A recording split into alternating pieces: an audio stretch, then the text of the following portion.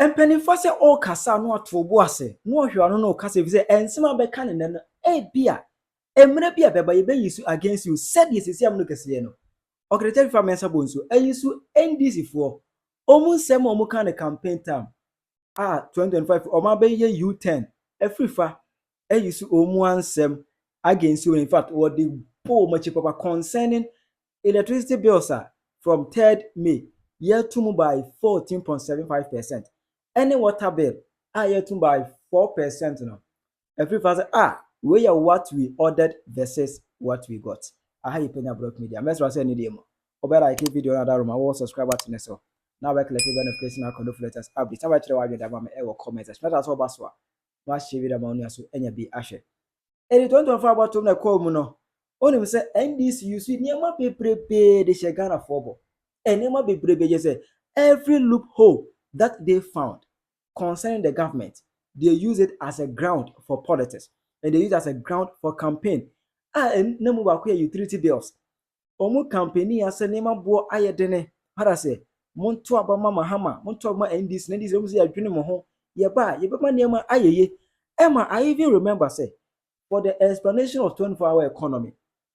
A certain get no NDC national chairman. Eka say 24-hour economy da ban ben say ye ba ye betwa electricity ne bo wo from kra e bia mamo. 24-hour economy no. Dia ya ba ne say aban e betwa electricity bo a e wo from kra e dia ma enyumayefo a mo be ba adwuma anajo no ma be ya adwuma.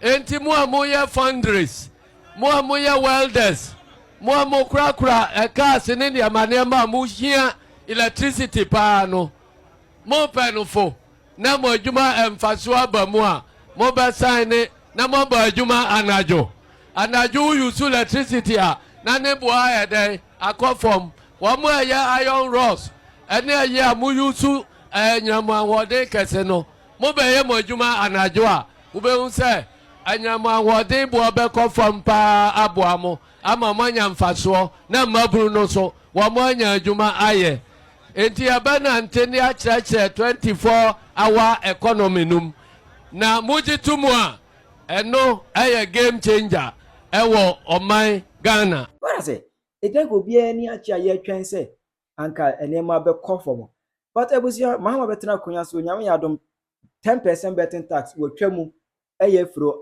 say to some people no cry no me ka ho bi me kan say me no esunu vaso ma me go bet me twa bi grada me nimu eti do no ntwa bet no de betting tax we no enya na sem para say enya hwe ma no ana e-levies 1% efro ti say okambo mu a Mahama ascribe 11% tax and efro betting tax 10% ana e-levies 1% you come say 11%. But interestingly Oma introducing new tariff that is electricity bill Oma to by 14.75%. Any water bill, Oma to water bill sumo 4%. Aye se nyame adom a bosumi bi wura me bosumi no. Ne nafua miensa 3rd May. Ana these new bills you know ehya. The 3rd May ye no. Ye to electricity bills by 14.75%. Ne to water bill mo by 4%. So okambo mu a abeye 18.77%. Ese wayi 11% betting tax any e-levy every ho abreye 18%. I don't know if everybody knows there be NDC a scam government. Now where what we ordered versus what we got. Every far expose John Mahama and in NDC government so far as electricity bills air concern. In fact, what the money may be dated any fact. And in some way this for Nankasa Kanye during campaign time, but the space will be big time. Yanko second topic. No topic when I buy. Enyinam kania no na sia ehuru akosuri ede na ehuru akosuru enyinam kania ayeda yi ebo na sia Ghana for yatu nebo na sase nebo yatum sadai ye 23rd next month on the 3rd enyinam kania ye betum Yatu awie nemo ebe hyase jo mama pen so 3 months yatu enyinam kania mu o da binya no kure jo mama What took a name? Manfon so came. So I said, what the Asampanabo? Asampanabo. 24-hour economy. What the Asampanabo? Asampanabo. 24-hour economy. Mahama. Yanida swani wo Mahama Yanida swani wo Honorable Queen Ajuma Wura Queen Mahama Yanida swani na yankɔhwɛ yɛbɛto aba no ɛdeɛ na dwɔmaama kaeɛ ɛfa tariffs increment manfoɔ no ho kyere wɔ mo yɛto aba wie yei ɛsɛ manfoɔ no sika kɔ soro salary increment kɔ soro John ba yɛ watom 50% anaa watoto mu hɔ ɛti ɔma 50% salary increment ana wɔ sɛ wɔde pɛ wei ne kɔ sɛ legislature kɔ sɛ 14 ana wei ne kɔ sɛ 4 Danny, but John Mahama, prior to Yabatuaba, there were kind a far a year full and sense. Why? Now go me catch them. Say a memoir now woman a scam. Would need be a boy mind. He doesn't care. He doesn't care. The been a new channel and I know befa. Other than that, the be or can ye piano and the cocoa board. Obey almost say, your mama be catch say, and it's all called retirement. Govi. On Frobio, on my contract, yes, sir. Menoka say, on my retirement, Tiffy Crab from a deputies of Cocoa Board. Cocoa Board deputies sitting in a retirees from Tiffy from, and the Cocoa Board deputies are more. John, or can't sample fra, or can't say through. I'm telling you. It's young court, Danny. Nayan share and Yama Womokaye, a John Jinapo. So, an energy minister. And Danny saw what John Jinapo video no. Bonnie and Chede John Jinapoka. Team poverty. Ghanaians are going through untold hardship. Indeed, today, if you talk to the ordinary Ghanaian, how to make 3 square meals is a major challenge. There are reports of food shortages in our various markets. There are reports of fuel rationing at the various pumps. And so this is not the time to exacerbate and increase the burden of the ordinary Ghanaian with such electricity hikes and tariffs.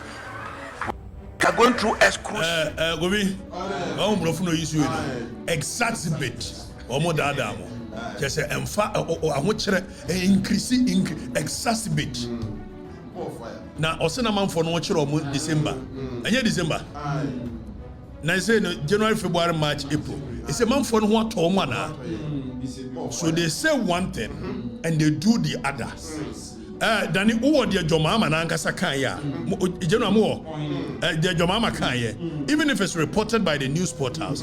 Niama news portals and report say yebra jomama even in their book sa a 24-hour economy. Ese don ketia no mo maka be ka kire yese.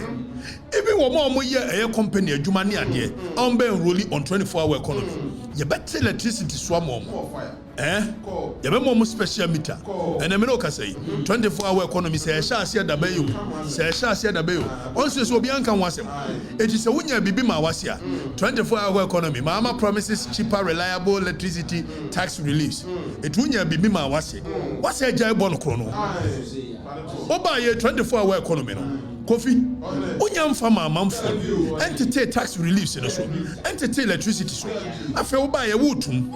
Now, him don't be Yenako can say, or more profubi, automatic adjustment regulated deregulation system. Etuakaya, Betty Angel FM. Me question what say. The increment or the decrement of the year prices of fuel is not in the hands of president. So how do you promise somebody say memo wa dey in your hands? In crowd. One mark of the regulation system aba.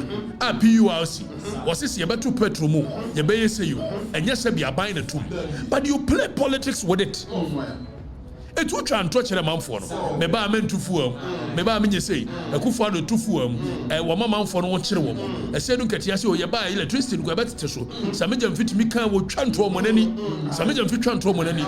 And when we come, omo ba enroll on the 24-hour economy. Abai na reading the first budget. 24-hour economy need budget in Bobia. Danny, and then I see. Daniel said, "Bibia okay." Daniel say, "Bra can't what's it there? Yanko, Moon Susan person, man. What? Now I didn't know what. Yanko, someone may just also same total. Bobby, it me no ka say. Oba ye 24-hour economy. Onti me nyai. And I know so many be biasa. Etubaka ya meti angel FM. Me ho tan nyina ni o. Me question ye. Say o ka say economy. Bobby, unless I won pa disua. Na wo sensationalism. Unless I wadwene ne mo bill. And Ghana fo adwene mu ntien. O dwene se CNS. It will make us semwa. Onti me musa the relevant questions. Say o ka say 24-hour economy. Economy ne kura ye de ba dia. When we say economy encompasses so many things: transport, security, financial sector. Which aspect of the economy? Agric a part of the economy. Minerals and extractive sector are part of the economy. So when you say 24-hour economy, which aspect of the economy are you thinking of making it 24-hour? What is the blueprint? Obi, we say a question we. I feel me na need matter. Oman farmer na watch for beton anajo. Watch so antimu ni oton anajo deda. Extra o free ton watch anajo. E wala pass nyene. Edi watch beton anajo e policy. Afeni abaji su way policy way. Disco for me 24-hour. I will bread disco yi DJ Yakwe friend say DJ you want black DJ black and yes I am friend DJ black free ball you man na do na do me say you kuruma nyane baako your boy you mo your friend say fair guy your friend say BB black D black free organize night club Onyx ne one yale eye ne Reggie Rockstone dey ayi bra ayi office enye ne ni o akura se kura na Reggie Rockstone be office etu na say what night club be 24 hour our bra 24 hour and ye busa se wani anopa no we mbeba be bonsa etu ono de o de yakọ Athenian government o Athenian wo mutime de yi simu a wo mo bra General, when the policy, you busa 24 hour no. It's the same coin one and munwa. You timid traffic so 4 hours no. Sa coin one you dey 24 hour na. It's a big push. Big push. Every man say also 10 billion every year. Big push in Sumero say. This year the allocated man going do 1 billion. It is scam amemo pa ogobi. A scam ankasa. No kura ba kukura nim. Me kwaka omo se me today. Busa said 24-hour economy. Security can economy home. So security, what will you do with it? What is the blueprint? Omaya yatimwa, emranche baba wanya jumanyo. Debia yedu security. Security is so and your productive sector and produce so it does not bring anything in return. So the more we funkofogu policing, funkofogu military, na wuchu omoka, but omuni juma bi ade bibi bantino. Debia omai neba sofa. We're in 24-hour economy. People say a question. 24-hour economy. Railways no ani ade free kumasiba, sleeper. Na me nua ba mensima, wotumi free bomfa. Ekokoton kontomere ni menkani ade, ene anka wo kumase. E ma ade ache wo ba. E ma economy kumase economy affect bomfa. Etije na ade railways ba beyo. Watumi afa amaye. 24-hour economy. An wo kan sa. Afa omusi me musa question. Esi say wo gina hen wo tutu electricity. Me dey na minim so otimi nye. Nek, dek. Na minim so otimi nye wo. Me kind of mudi matem if say na Akufo-Addo ho aye hi it will be a work Akufo-Addo asembia it will me am so wo koka say Dr. Mahama ba omia te say na me ka say ba omia te say na age anu didi a me ka say Jo Mahama te say aso nyi anu ni na wadwene wo yi wadwene yi adwuma wadwene no edam bi no aba na de ba ya if say maka cho say ba omia te say waje anu adi na me ka cho say Jo Mahama te say dia say dabi e wa bere say ni pa nso nyi ni baba ako e ni pa mienu e di say wait say na me ka we di obaje dia me ka we di aso nyi ni na ni nyansa Obi, your mama only rebo man. Only she. Another. Anaja dina say yes wa share. Number kaya. Sa wa she military at ayi. Say nye new, enye new. And before so benya 44% no. And also no she military at ade say ya. No already moto ni ade nyanya sa. Oye ni nyina wa ha. If so nim se manfo na ni je theatrics no, and your social media, o mani je age. Just one mani je Van Diesel, e jo mama say na dwuma pa ese nko ye. Eh den so Washington. Ai. Sentence no na wo twi moto, no a hye nra, wa hye ma yi na social media boys ani age. Etifu na ya to mu no. They won't talk about it because mo huma mo hye military uniform. Manfo no adwene no Kofi. Da bia meka. Manfo na adwene no. Ewu. Omani ante. Mama hye military uniform. Eti oya no de fu onsam na fa chire. Na ye di. Obi? Ya beto aba no promise ye. Mo wo aye koko board de na o kan na. O se akufo ado amamu. Akufo ado akwadwa so. Amu akwaje 7,900 so say. Ana oba na o de 3,000 abremanfo no. Now Kofi onim de wom. Koko board. Omo ye forward sales. Et koko board timi ton koko kura. Na nso actual koko no nyai.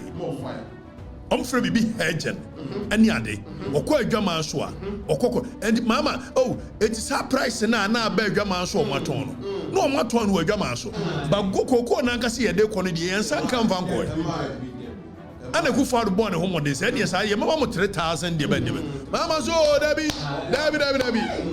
yampene Yohani Malam Yohani osi dabi new cocoa price not fair to farmers e wa bra no jo mama nim say sa cocoa market a price na ba world market price no it had not affected a cocoa no if say your forward sales na cocoa board here and you can forward sales na cocoa board di kan kwa adwama so kwa jiska ansan wa ba be hwehwe cocoa ndi akoma nkrofo etinye say akuafo no cocoa no ana e wo ho no ana ya ba gi akoton etisi wa kwa adwama so no anya 7,000 it will affect a cocoa no baba the following a year season and so your mama said there be nya fair wa ba ye so ho krata mienu ne pie krata no ba ko was yo ye ntimi ntum ba woni second one no the otwere deputy na otwere ye no why retiree your mama sheda na akofa na frifia aba votarian ai ni din ko ko bibisa enipa was one ma contract bi no e said the retirees e gufie ko timi ko form ba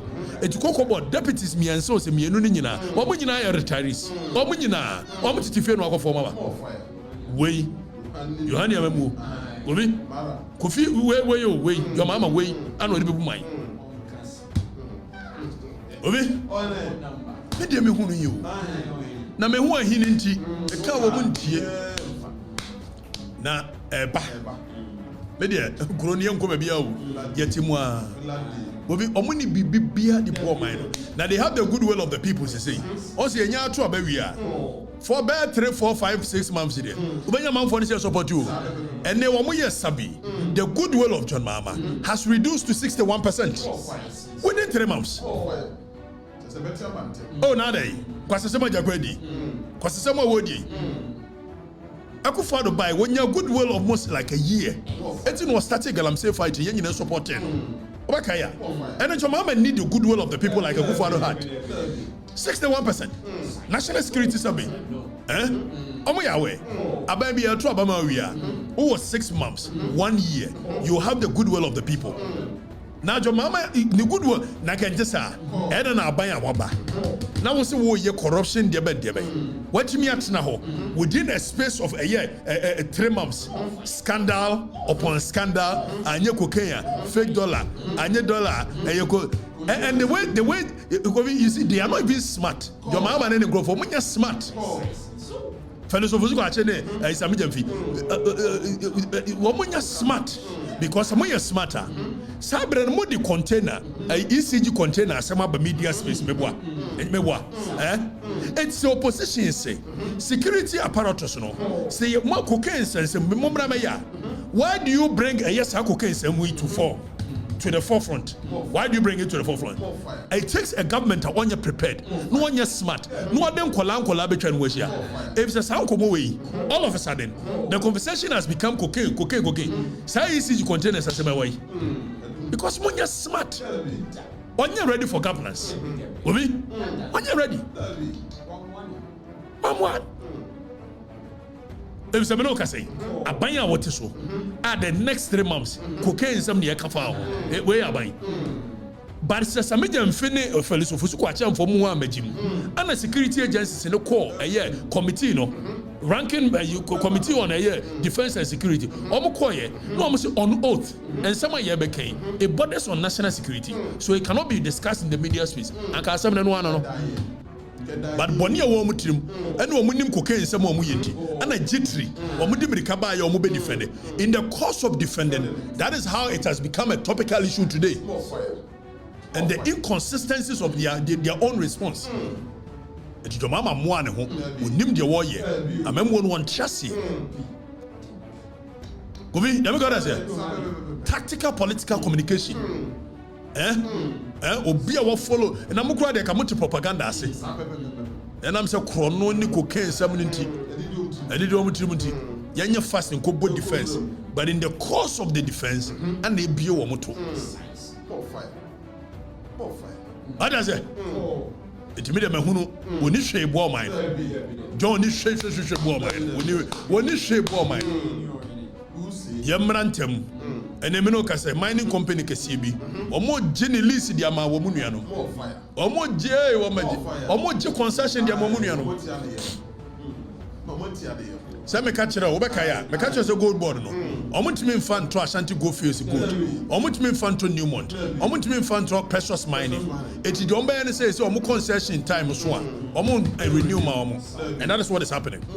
And the Baby new common Monday. Govi, on bet you money now concession your money Nimiano, or bet Jenny Manimian. I'm telling you, and they will control the extractive sector of this nation.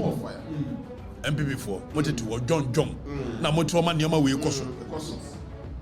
What dear, when you did Sanko Kurani, Edika Kachem. Part in Munyana Rantanus, maybe. On fair nature for room. A man in Yakono. Not there can Musa Corno, so member. We say Minnesota and this in Baba Jab MPP. As you him, the bro, and him time.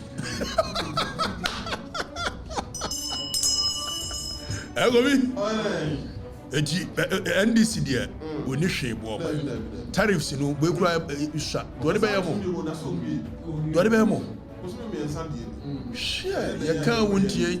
There be na be who. Carry you no, Obana Koime, Orebese will read the awadia, will ye free. Now we read Wakwa Badia, will win more besons you. Nasata mania but 2 about many bucran, and a mobile we. Now we are in trouble with you.